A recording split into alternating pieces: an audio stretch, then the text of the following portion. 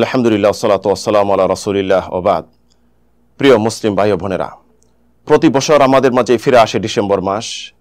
এই ডিসেম্বর মাসে দুইটি উৎসব হয় অমুসলিমদের, খ্রিস্টানদের।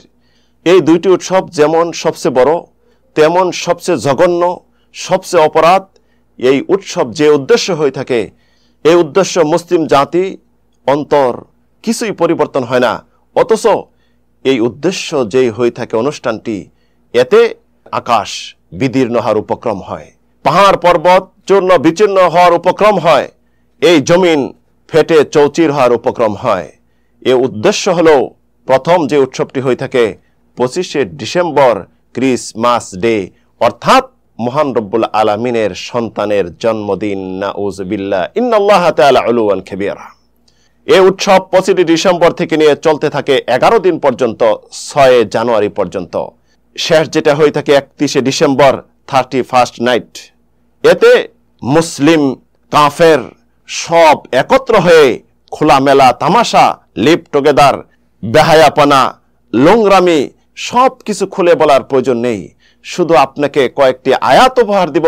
আপনি যদি মুসলিম হয়ে থাকেন, এটি আপনাদের জন্য যথেষ্ট মনে করি। মহান রব্বুল আলামিন ঘোষণা করেছেন, ইয়া আইয়ুহাল্লাযীনা আমানু লা তাত্তাখিযুল ইয়াহুদা ওয়ান নাসারা আউলিয়া। হে ঈমানদারগণ, তোমরা যদি মুসলিম হয়ে থাকো, ইহুদি খ্রিস্টানদেরকে কখনো বন্ধুরূপে গ্রহণ করবে না। ওয়া মান ইয়াতাওয়াল্লাহুম মিনকুম ফাইন্নাহু মিনহুম। তোমরা যদি তাদেরকে বন্ধুরূপে গ্রহণ করো, তাহলে তোমরা তাদের দলে শামিল হয়ে গেলে, তোমরাও তাদের দলের মতো হয়ে গেলে।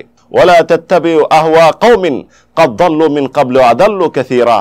তোমরা ওই জাতির কৃষ্টি কালচারের অনুসরণ করো না, যে জাতি নিজেরাও পথভ্রষ্ট হয়েছে, মানুষকে পথভ্রষ্ট করতেছে। রাসূল সাল্লাল্লাহু আলাইহি সাল্লাম ইরশাদ করেছেন, লা তাত্তাবিউন্না সুনানান মান ক্বাবলাকুম শিবরান বিশিবরিন ওয়া দিরাআন বিদিরাইন লাউ সালাকু জুহরা দাব্বিন লা সালাকতুমুহু কুলনা ইয়া রাসূলুল্লাহ আল ইয়াহুদ ওয়ান নাসারা ক্বালা ফামান। তোমরা তোমাদের পূর্বসূরীদের অনুসরণ করবে, তারা যেইভাবে চলবে সেভাবে চলবে, যেই কৃষ্টি কালচার নিয়ে আসবে সেই কৃষ্টি কালচার অনুযায়ী চলবে, তারা যেখানে পা রাখে সেখানে পা রাখবে। যদি তারা সান্ডা বা ঘুইসাপের গর্তে প্রবেশ করে, তারপরও তোমরা ঘুইসাপের গর্তে প্রবেশ করবে, মনে করবে এতে মঙ্গল রয়েছে। তখন সাহাবীরা বলেন, ইয়া রাসূলুল্লাহ, তারা কি হলো ইহুদি নাসারা? তখন রাসূল বললেন, তারা যদি না হয় তাহলে কারা? সুপ্রিয় বন্ধুগণ, আজ ইহুদি খ্রিস্টানদের কৃষ্টি কালচারে আমরা অনুকরণ এভাবে করতেছি, আমরা তাদের দলের অন্তর্ভুক্ত হয়ে যাচ্ছি। জেনে রাখুন, রাসূল সাল্লামের হাদিসটি, মান তাশাব্বাহা বিকাওমিন ফাহুয়া মিনহুম। যে ব্যক্তি কোন জাতির সাদৃশ্য বরণ করলো, সে তাদের দলের অন্তর্ভুক্ত। শেষ যেটা আপনাদেরকে হাদিসটি উপহার দিব, একজন মুসলিম হিসাবে শুধু বিবেক দিয়ে চিন্তা করুন হাদিসটি। আল্লাহ রাব্বুল আলামিন হাদিসে কুদসিতে বলেন, শাতামানি ইবনে আদম ওয়ালা ইয়ামবাগি আইয়াশতুমুনি। আদম সন্তান আমাকে গালি দেয়, তাদের উচিত না আমাকে গালি দেওয়া। শাতমুহু ইয়া ফাকাউলুহু ইন্না লি ওয়ালাদান। তারা আমাকে গালি দেওয়ার অর্থ হলো, তারা বলে আমি সন্তান গ্রহণ করেছি, আমার সন্তান রয়েছে। আল্লাহুল আহাদ আস-সামাদ লাম ইয়ালিদ ওয়া লাম ইউলাদ ওয়া লাম ইয়াকুল লাহু কুফুয়ান আহাদ। তিনি এক, অদ্বিতীয়, তিনি কাউকে জন্ম দেননি, কার থেকে তিনি জন্ম নেননি, তার সমতুল্য সমকক্ষ এই পৃথিবীতে আর কেউ নেই।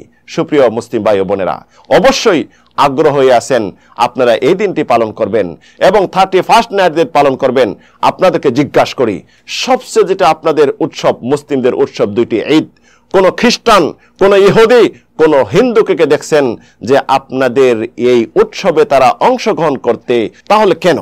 যদি তওবা না করেন, এতদিন যে অন্যায় করেছেন, এই দিনগুলি পালন করে তাদের কৃষ্টি কালচার অনুসরণ করে বিভিন্ন দিবস পালন করে কিয়ামতের দিন তাদের কাতারে ওঠার জন্য প্রস্তুত হয়ে যান।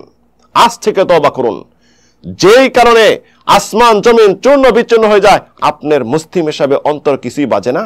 আপনি কি মুসলিম নন?